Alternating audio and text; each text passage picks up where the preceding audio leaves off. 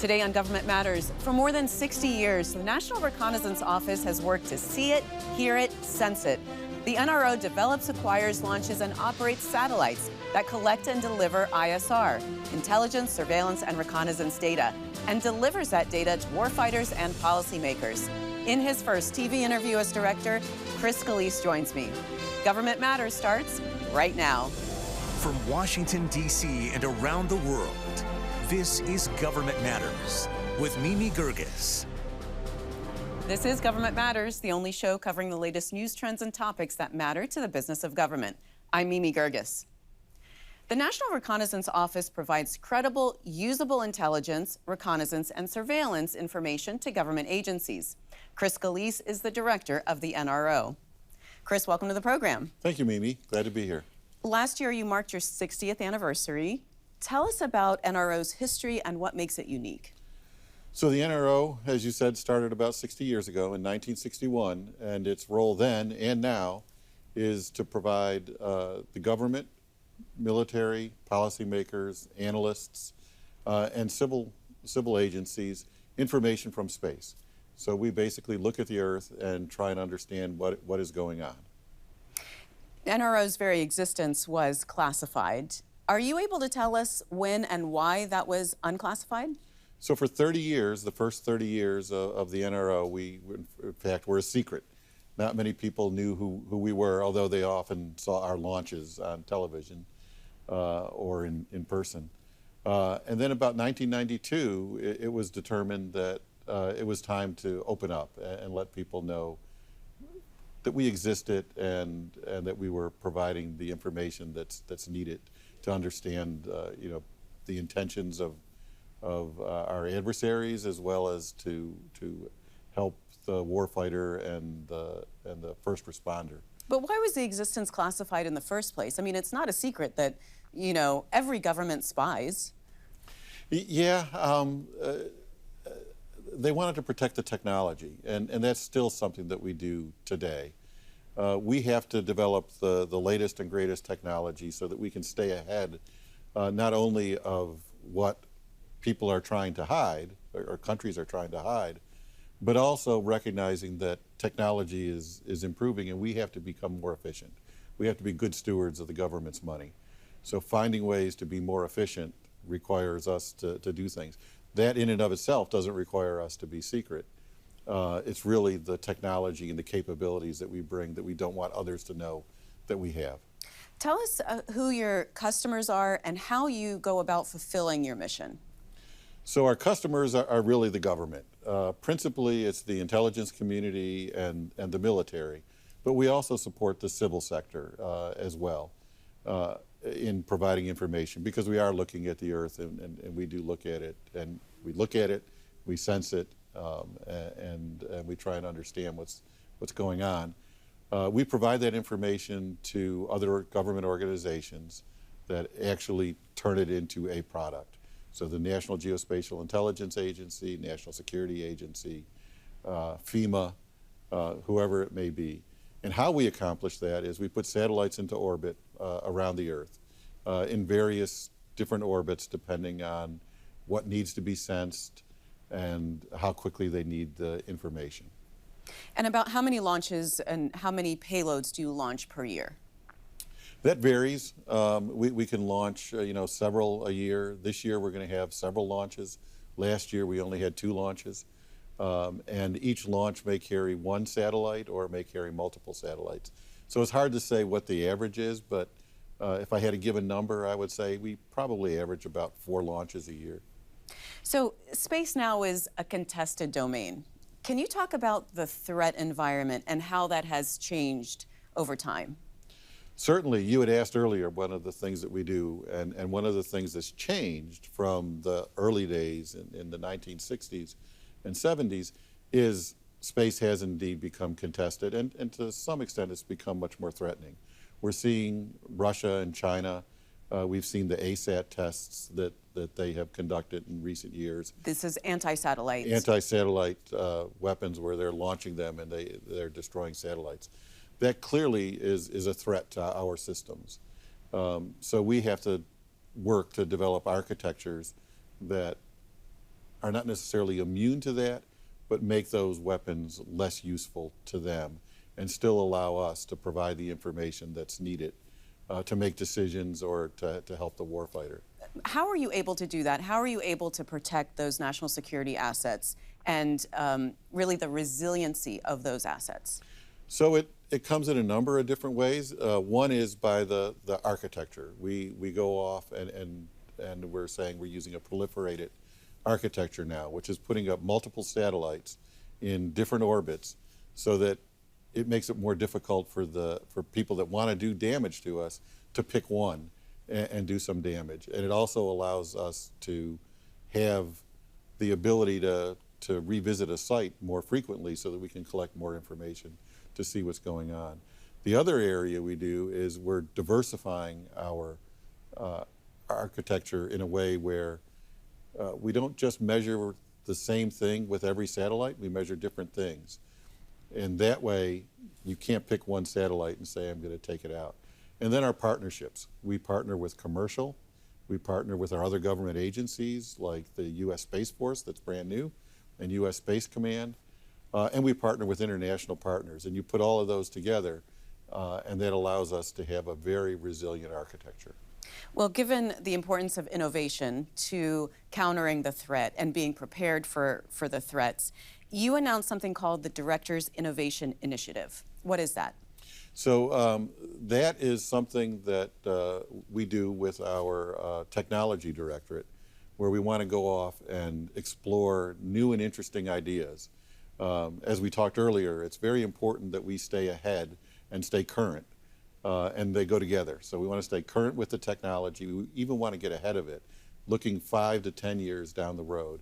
And that involves trying out new technologies, giving companies and universities the opportunity to propose an idea to us that if it's successful, we can fly it and test it in space and then ultimately see it show up in an operational system. We also use it as a way to bring on new companies and new organizations so they can understand how the NRO works and what our challenges are and what their opportunities to address those challenges are. Okay, we're going to pause right here and then come back and continue. Great. Coming next on Government Matters, we'll continue our discussion with NRO's director, Chris Scolese. Stay with us.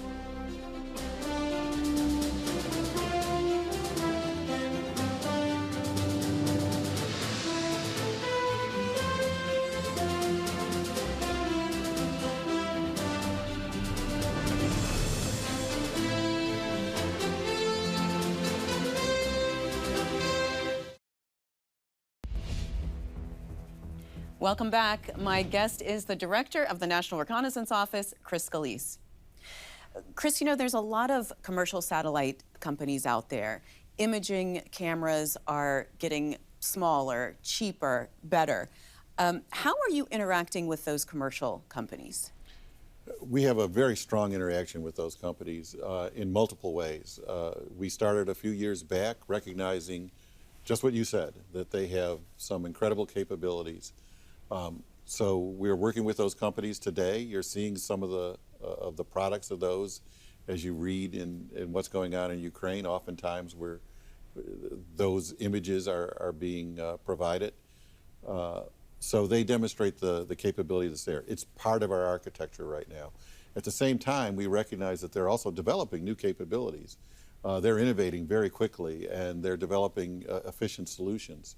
So we're trying to take advantage of that, and we have now an annual call for companies to go off and propose to us what they want to go off and do.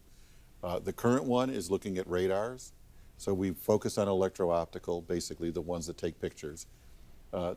This year we're focusing on radar, and we're seeing lots of organizations that have capabilities that we want to take advantage of and learn how they're using, or in the process of developing their capabilities.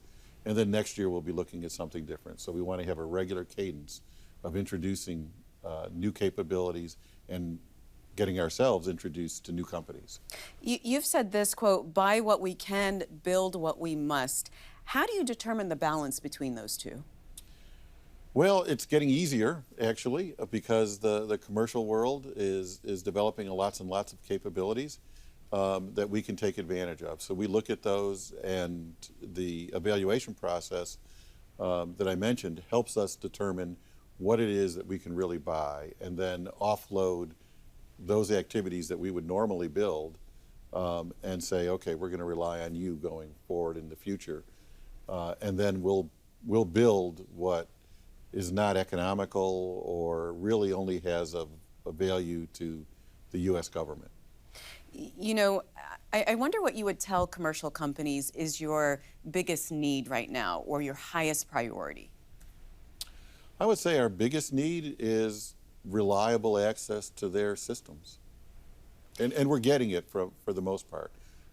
And this is, you know, a problem across government, but the idea of bringing in those new companies, the startups, the small innovative companies, are you able to, you know, do that in a way that brings them in and maybe shortens that acquisition cycle so that, you know, they're not going out of business while they're waiting for you to write the check?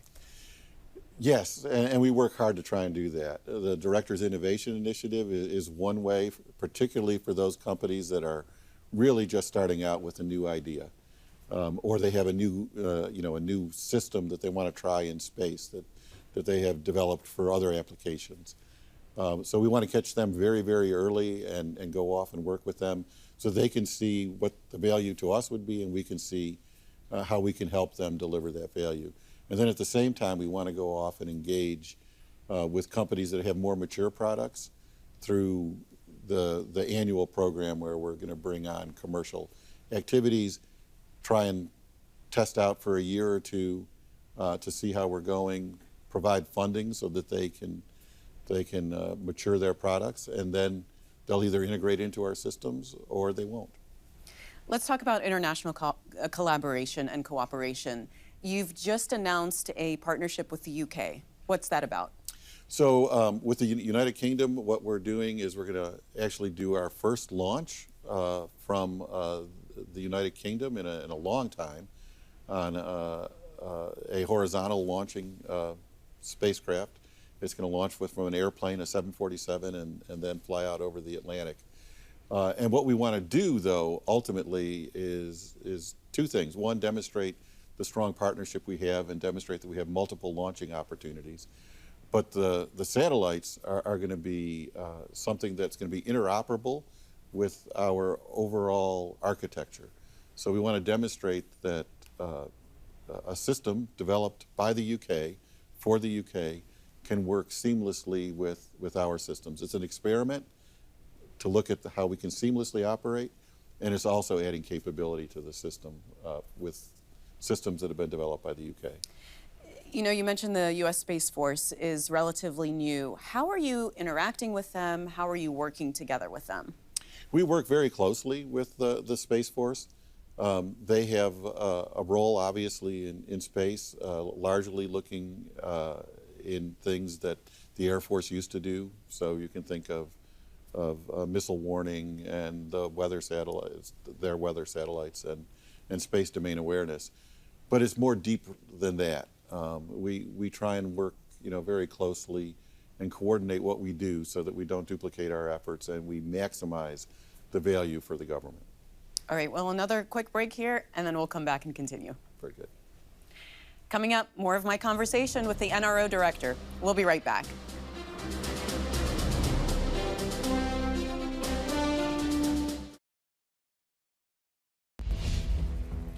Welcome back. I'm here with the director of the National Reconnaissance Office, Chris Scolese. Chris, as you said, the NRO doesn't just have a national security mission. There's also a civil mission as well. First, talk about how NRO's resources are used to help with climate change monitoring. So we look at the Earth, and we look at the Earth in various wavelengths, and that gives us the opportunity to see what's going on. We can help monitor sea level rise. We can support things like natural disasters. For instance, we're supporting the rescue efforts in Haiti. While that's not, strictly speaking, only climate, it's providing information on what is going on. And as we look at various areas around the globe, we can see how things are changing, how is land being used, what crops are being planted to some extent. And we provide that information typically through the National Geospatial-Intelligence Agency or directly to FEMA, as the case may be. But we're collecting that information all the time, 24/7, and then we distribute it, and it's used by others to go off and make those assessments. Let's talk about the people at NRO. You have a blended workforce. What does that mean? So the NRO was created, as we said, 60 years ago, and the thought then was that we needed diversity of thought. They created an organization that was composed of the CIA and the military, at that time, the Air Force and the Navy. And today we continue that diversity. We still have the CIA there. We still have the military there. We've added a branch, of course. The Space Force is now the biggest military component, but all the services participate in it. And then we have what we call a cadre, which is a direct hire into the NRO. That gives us the diversity of thought, the diversity of people, and that's really what our strength is. We have an incredibly committed and devoted workforce that brings a lot of ideas. We have fantastic engineers and scientists and people in finance and in contracts that are allowing us to accomplish our mission. Well, now that you're not a covert organization anymore, you can be a lot more open with your hiring. What are your biggest hiring priorities right now? So hiring, it's the same as everybody. I mean, we really need people that are interested in space, interested in technology, interested in advancing the national security of our nation, which includes, as we just talked about, climate change. I mean, climate is an important part of what we need to understand going into the future. It's going to change a lot of things, and it's going to cause disruptions. So that plays into our national security as well. So who are we looking for? We're looking for people who are really interested in trying to be at the cutting edge of technology and trying to help us better understand the world. Well, speaking of people, how was the NRO impacted during the pandemic? Well, the pandemic, challenged us all. And of course, being an organization that's focused on national security, we were limited in some of the things that we could do. It was very difficult for us to find ways to do telework, for instance, but we did find ways. And I think one of the big things that came out of the pandemic was it taught us that we could operate in different ways. We found out we had greater flexibilities than we thought that we would have before to communicate. 2 years ago, 3 years ago, you wouldn't hear the NRO using Zoom and participating in conferences that way because we'd have to travel there. Now we can participate virtually. It helped us with our recruiting.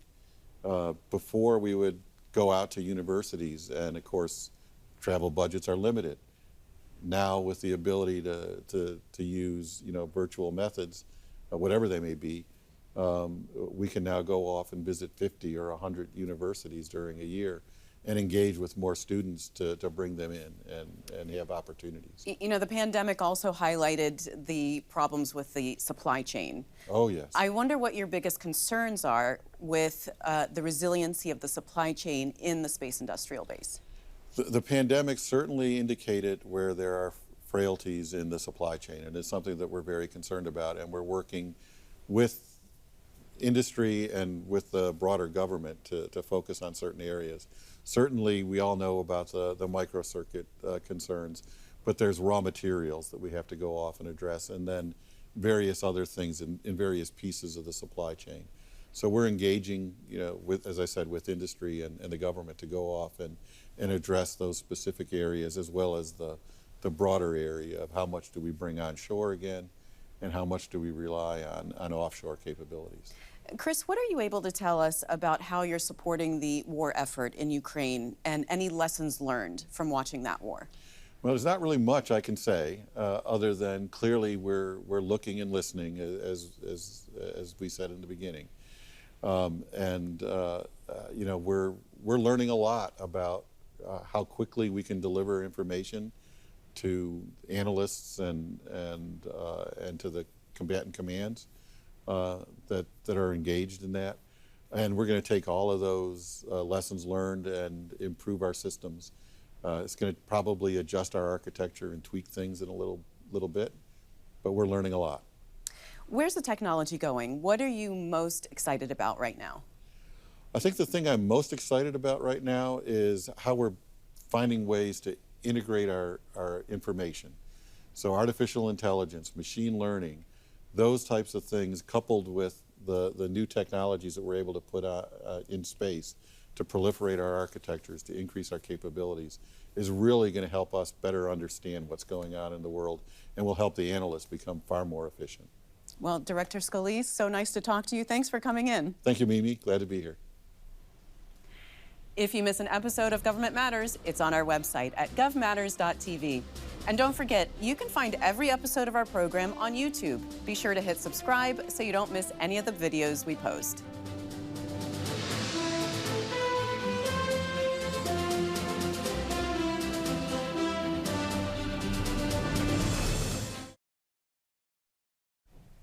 That's the latest from Washington. Join me weeknights at 8 and 10:30 on WJLA 24/7 News and Sunday mornings at 10:30 on 7 News to stay plugged in on issues that matter to the business of government. Thanks for watching. I'm Mimi Geerges.